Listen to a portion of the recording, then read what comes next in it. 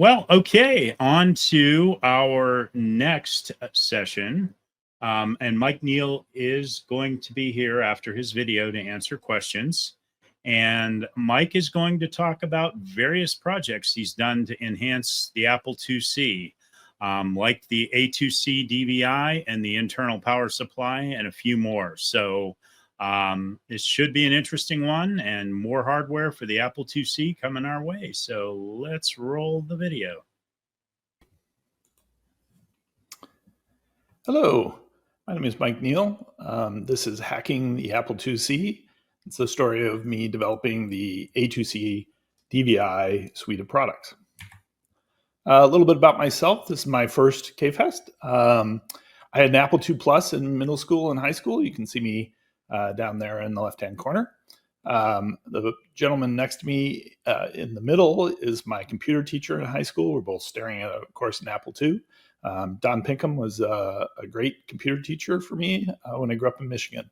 I went to the University of Michigan. I worked for Apple, developed Gus as an interesting side project while I was there.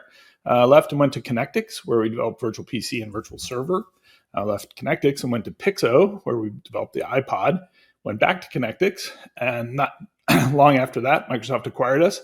And I spent almost 19 years working for Microsoft, developing projects like Hyper-V, which is the virtualization and hypervisor for Windows Server. Went on to work on Azure, and then some of the Azure Silicon at the end of my career. And a couple of years ago, I retired. I've always really loved the Apple IIc. I thought the design was iconic. Frog Design just did an amazing job. And back in May of 24, I reached out to Jonathan Adder, and he sold me my first Apple IIc, which is packaged up there in the boxes in his driveway and delivered to my office. And so what I decided was, what do I do next? And so I decided that I think I might try making some sort of remote video thing, like an RDP or VNC-like device for a 40-year-old Apple IIc. So you have to start off with the Apple IIc video signals. And there's a 15-pin port on the back of an Apple IIc. And I studied the schematics for that. I got a logic analyzer. I had never bought one of those before, and hooked it up to the pins and started to really kind of stare at the signals and try to understand what all the various different signals did. Woz had a really amazing circuit for video in the Apple II. And some of the basic signals that are inside of a typical Apple II with slots are externalized as part of this video connector. And I think originally for the LCD display that was always shown in the 2010 beach scene, if you will. So there's a 14 megahertz clock that is output from the connector, and serial out, which is really the serialized bit stream coming out that represents the memory or character output for the video. And those two signals together allow you to see what is being output as an NTSC signal. But with window and sync, you can find where the lines start. Window is a active low signal, and so drops low at the left-hand side of a line and rises high actually a little bit before the end of the line, which is always problematic. And so with those two signals, you can find out where the lines are and how the frame is structured. On top of that, there are also signals that tell you whether or not the graphics are being displayed or text. So you can display things in either color or suppress color and do it in black and white. And so my first thing to do was I took the output from my logic analyzer and I actually saved that into a text file and wrote a little program that went through and parsed these signals and figured out where the various different lines are and recreated that as an additional text file with just X's and O's to show me ones and zeros. And so my first output, if you will, was displayed here in Notepad. Notepad is not a display engine, but obviously you can see that with the zeros and ones, I could see, that I was decoding the lines correctly.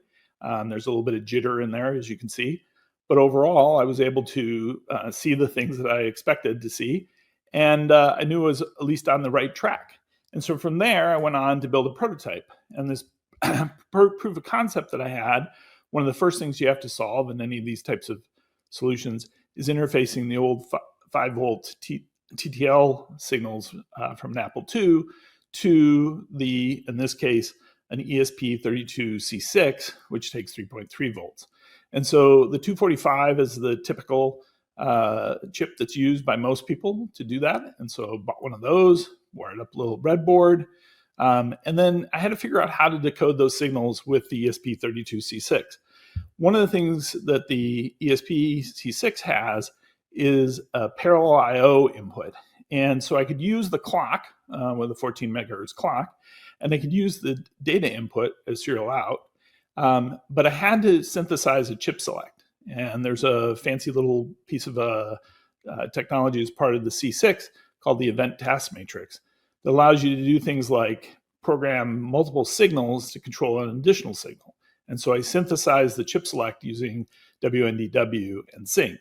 And this allowed me to be able to do my first actual capture of the video signal. And of course, I wrote one of the most common programs that I ever had in BASIC, a little quick BASIC program that printed out Mike is cool over and over again, and recorded that onto my display. And you can see the output of that in the right-hand side. And so this was back in June of 24. And so this was really exciting. I felt like now I had something working and I could probably move on to building a real solution.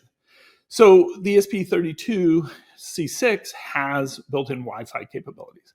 And I had to pick a networking protocol. Makes sense to use UDP for these types of display protocols because it's lossy. There's no reason to take the overhead of TCP. But at a full rate of 560 pixels by 192 pixels and 60 frames a second, that's 6.5 megabits per second. Well, it turns out that the C6 can probably do about 3 megabits per second. So I had to come up with compression schemes to compress that video to send it across the Wi-Fi in real time. And so one of the first things I added was the ability to do differential compression. It was simply, I just kept track of the lines that I had sent. And if the line didn't change, I didn't send it again. And this helps considerably, especially if you're sitting at a basic prompt. Only a few lines at the bottom of the screen are going to be changing at any given time. I also then added a dictionary compressor. And so what I do is look for a specific number of bits. It might be 2 bits or 3 bits or 4 bits or 5 bits. And if I see those replicated within the bit stream, then I can just use a smaller number of bits to represent that and compress that. And I can do that very, very quickly, even on the ESP32. So as I was building this, one of the things I realized that I really need to have telemetry. All of this stuff happens in real time.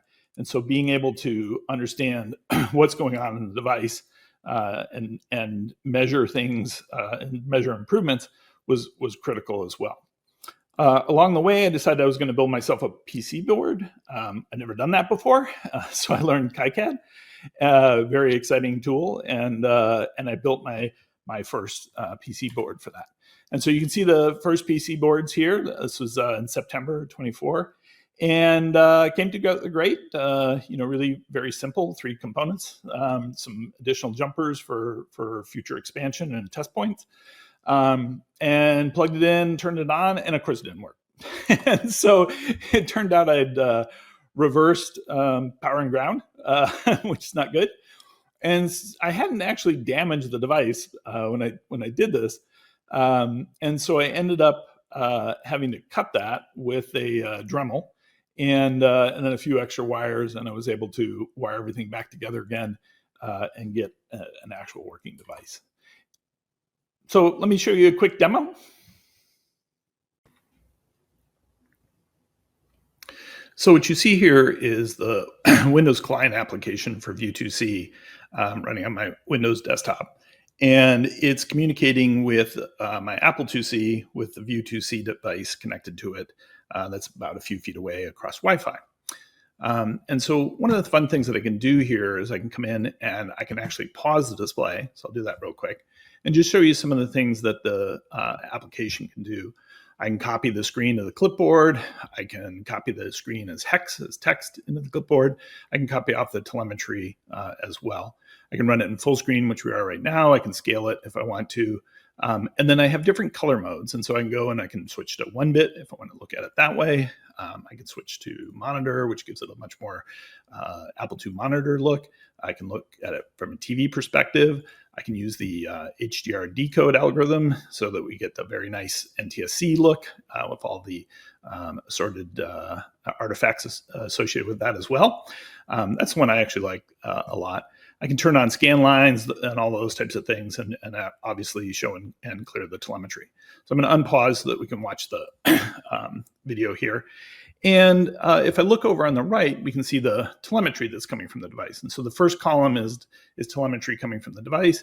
And then on the right-hand column, the far column, we have the client telemetry, which is coming from the actual client application.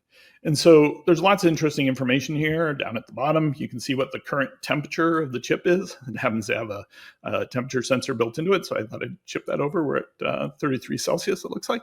Not too hot, which is good. I've also done a lot of optimization work on this. So we're running with a fairly substantial amount of idle CPU power available to us, even with all the compression work that the device is doing. I can look and see how many trickled lines are occurring. I talked about the fact that I use UDP as the protocol, which is lossy. And so every once in a while, I scan through all the lines, and if they haven't been sent in the last second, I send them. And this keeps the lines fresh on the client. Maybe you saw that when I unpaused the display. There was a little bit of a glitch there. Those were those lines coming back, being sent by the trickle. So within 1 second, the client should sync up from any packet loss or pauses like that. We talked a bit about compression. I'm doing pretty well here running Choplifter, getting about 60% compression. And you can see how many packets per second we're sending and how many bytes per second we're sending. Over in the client telemetry, one of the things that's fun is you can see what the various different optimizations for the compression are occurring. BB black line is basically anything that's a black line. I just send a single byte across that says this is a byte at this location. Some of the dictionary compression that I talked about. So this is for 2, 4, 8, and 16 different pixels. And so the compressions are actually being utilized pretty significantly across those. If I compress everything and it ends up being bigger than a uncompressed line, then I send the uncompressed line across. And here in the little title sequence, there are a few things that don't compress well. And so you end up sending that entire line across. And so that gives you an idea of how the client can receive all of that information, process it, and then provide the video display here. The latency is very good, certainly good enough to play games and things like that on. And of course, I'm running it right now in full screen mode, but I can also switch back and just run it as a window as well, which is nice if you're doing something on your 2C and you want to have other things up on your monitor as well. So that's a quick demonstration of the client for View 2C. So I was pretty proud of View 2C and showed it to a few friends, and they liked it. But one of the common questions I got was, well, what about HDMI output? And obviously there are solutions out there in the market, but I thought this would be a fun extension of the work. And so I sat down and started thinking about it. And do I want to design my own board? No, not really. But I knew that the RP2040 and 2350 with Pico DVI can do DVI output. And I knew that A2 DVI, which is based on these techniques for slotted machines, was open hardware and software. And so I thought about it, why not put an A2 DVI board into a 2C? How hard could that be? A2 DVI for slotted machines uses a set of 245s to interface between the 5-volt 8 Apple II bus signals. And why couldn't I just hook those up to the same signals coming out of the 2C that I use for View 2C? And so I went ahead and built this prototype, this proof of concept, the schematic for it here, and it's very simple. It's all passive. It's just a 50-pin slot connector and a few wires wired up to the 15-pin port on the back of an Apple IIc. And it has all custom software running on it. I was able to use quite a bit of the A2 DVI, especially the Pico DVI functionality for the actual video output. And so with that, I went on to do the software development for A2C DVI and got that working pretty well, actually. And I went ahead and built myself my own little board just to have something that was easier to handle and deal with. And along the way, I added a 12-volt to 5-volt power supply to it. And those KiCad files and designs are available on my GitHub. And KMac Vintage sells them today. So if you're interested in having one of these, you can use this with an existing A2 DVI card. Along the way, the family started to grow. On the left is the View 2C device. Number 2 is the prototype POC. On the number 3 is the board design with the prototype. And number 4 was the first one that I saw was from Joshua, and Joshua went ahead and built an integrated device. Down at the bottom was his V1 version, but the V2 version, which is much smaller and compact, is available for sale today. And then I was also contacted by a gentleman from Korea who was building his own solution, and that's number 5. And so it was pretty exciting to see the community come together and start to develop these things. I didn't ask anybody to do anything. Most of it was done, even without much of my knowledge. And it was great that the designs that I had, along with the firmware that I'd written, helped these folks develop these solutions. So I would encourage folks, if you're interested in these, reach out and purchase one of these products to use with your 2C. And so the integrated boards are pretty exciting. They're nice and compact and small, fit nicely on the back of your machine. And it's a great solution for getting HDMI and DVI output from your 40-year-old Apple IIc. So quick demo. So this is, of course, Choplifter. You can see the colors are very crisp, no jitter, etc. There's a single button on the device. You can use that to change the video modes. And so if I tap that, switch to black and white, green, amber, I can turn on scan lines, etc. But if I hold that button down, it'll take me to the configuration screen. I had a little bit of fun with this, kind of an 8-bit version of LCARS from Star Trek. One of the things I can do is I can go down here and switch over to Baz's NTSC emulation. And that'll show you a nice NTSC emulation with the expected artifacts that you would see, which looks really good on these displays. And I think it's one of my favorite ways to use the solution as well. So what's coming next for A2C DVI? The next thing on my list was sound. And this has been an interesting one. There's a 1-volt peak-to-peak sound that comes out of pin 5. It's an AC signal. It's generally centered around ground, a little offset up. I bought myself an oscilloscope and started to look at that signal.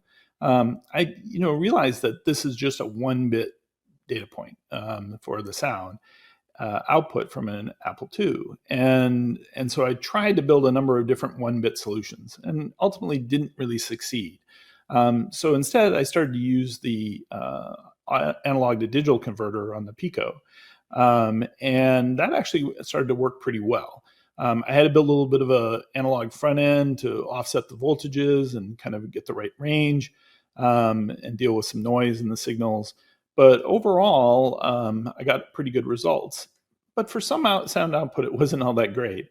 And it turns out, after watching a number of the KFest videos, sound on the Apple II is actually surprisingly tricky. In many cases, some of the more complex sound solutions out there actually use signals that are greater than 100 kilohertz. And you might say, well, that's well above hearing. But what's happening is that they're just using that for the physics of moving the speaker. And so these very short bursts start the speaker moving in one direction or another. And so what I needed to do was to sample at a much, much higher rate than you would expect, like 44 kilohertz that you normally use for a CD. And so I actually sample at 352.8 kilohertz, 8 times above that. And then I take those values and average them together to produce a signal that I output as part of the DVI stream. Audio is not actually part of the DVI. It's part of the HDMI specification. And there was somebody out there that added this as a POC to Pico DVI. And it was very helpful in developing this solution. But unfortunately, they did all the processing, all the checksumming, and all the parity bit calculations, etc., on the same thread as where all the video processing is happening. And so it was interesting, if I ran in 720 by 480 mode, I could kind of get it to limp along. But if I switched down to 640 by 480, it seems a little counterintuitive, but it wouldn't work. And so when you're running at those lower resolutions, you're actually running at a lower clock rate. And so it actually runs the processor slower, and all of the work that I need to do is pretty finite, a certain number of pixels wide that need to be processed. And so what ends up happening is you run out of time, and the video breaks up. So after a bunch of restructuring and optimization work on that code, I was able to get it to work very well. And I also built a POC using one of the V1 A2C DVI boards from Joshua. And so this is a quick demonstration using this prototype board. No product announcements here, but hopefully you'll see some exciting new hardware that has audio capability coming.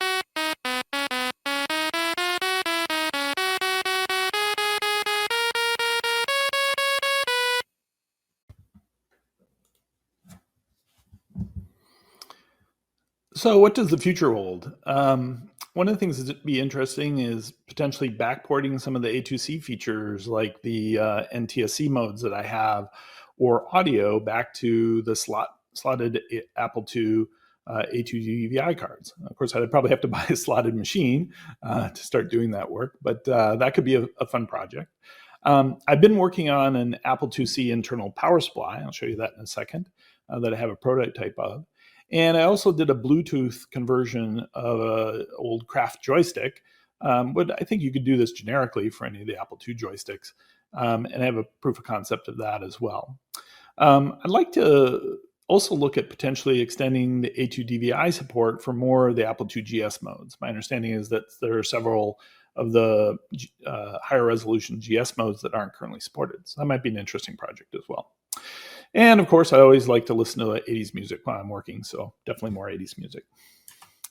So here's a couple of the future items that I've been working on. One of them is a replacement power supply, the internal power supply for Apple IIc, and one that actually can run off a battery, which is kind of fun. And so that's something I would like to work on and complete. And then down in the right-hand corner is the guts of the Craft joystick. All of this can actually be put inside the body and closed up. But that's an interesting project to continue. That one was built with an ESP32. I just want to thank the community. Obviously, Jonathan for getting the machine, Joshua Clark and Chris were really helpful in all the hardware work that I did. Baz for the NTSC coding. I hopefully helped him out with his emulator by speeding up some of the code and doing lookup tables for his NTSC emulation. Javier built a great solution for a case for the A2C DVI, and has also done some really good testing. We now know that it works with NTSC and PAL, and we also know that it only works in black and white on a laser 128. Obviously, the A2 DVI team has done a great job. It's an amazing device. It was really nice that they did all of that as open. And obviously, there's many, many more people who have helped me along the way. If you want to check out any of this, it's on my GitHub account on far left lane. I like to do things. I like to build things. I'm really not much of a selling things and supporting things kind of person. So I do everything under MIT license. You're welcome to take any of my ideas and run with it. And I hope you enjoy them. So thanks very much. And we'll do Q&A.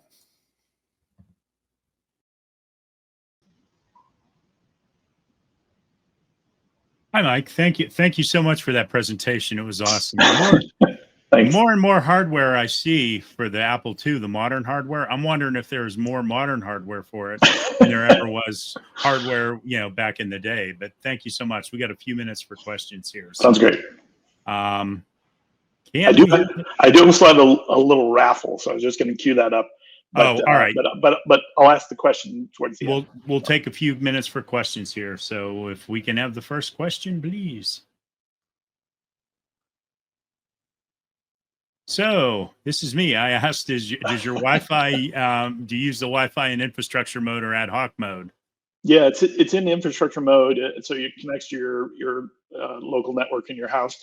One of the challenges there is provisioning, and so how do you get the SSID and password to it? So I tried a couple of different mechanisms, but the one I settled on was actually OCR. Since I have the video bit stream, I OCR the text display. So you just drop into a basic prompt, and then you type in a little magic key, and you type in your SSID and your password and another magic key, and it will interpret those, see them, and say, okay, you want to change your SSID and password. And so that's how it does the update for that. Oh man, that's cool. Yeah, it's fun. All righty. So Ron asked, will you be adding support for the Pico 2 or adding firmware updates over Wi-Fi? Yeah, so the RP2040 based designs don't have Wi-Fi on them. They could, but none of them do today. So it can do over the air.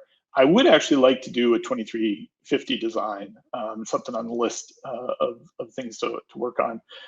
There's a couple advantages there: the faster processor, more memory, but it also has native support for doing the HDMI differential signaling. So that's that one looks like it's a pretty interesting change. The code in theory supports it. I've just never tested it. So okay, nice. One more question here, and then we'll get to your raffle here. So Michael asked, could you go into more details about optimizing for the 640 by 480 res? Yeah, so it's interesting. The way that this works, the way that Pico DVI works, is that basically it's very much overclocking the processor, and the clock rate of the processor is based on what the pixel clock is for HDMI. And so when you're running at 720 by 480, I'm trying to remember the numbers off the top of my head. I think you run at 27 megahertz, or sorry, 270 megahertz, 27 megahertz pixel clock. And if you're running at 640 by 480, the processor is then only running at, I think it's 25.2 megahertz, or 252 megahertz. And so what happens is you still have 560 pixels to process in either one of those modes.